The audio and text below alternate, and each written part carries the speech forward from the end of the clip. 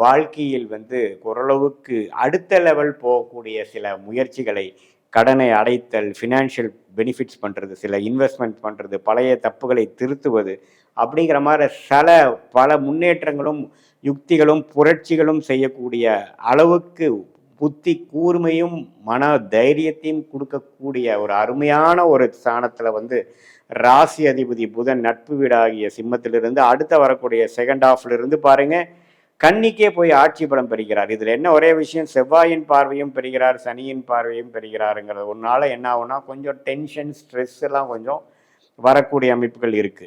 இருந்தாலும் அடுத்தடுத்து வரக்கூடிய காலகட்டத்தில் சிலதெல்லாம் சாதிக்கக்கூடிய அமைப்புகள், சில நிம்மதி பெருமூச்சுக்குடைய அமைப்புகள்லாம் கொஞ்சம் நல்லா வருது. சில விஷயங்களை திட்டங்களை தீட்டி செயல்படுத்தக்கூடிய அமைப்புகள் நன்றாக இருக்கிறது.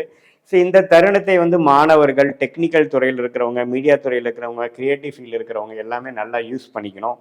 நல்ல முன்னேற்றங்களை பெறக்கூடிய அமைப்புகள் இருக்குது. அதே மாதிரி சுக்கிரன் 5ஆம் இடத்துக்கே ஆட்சி பலம் வரும் பொழுது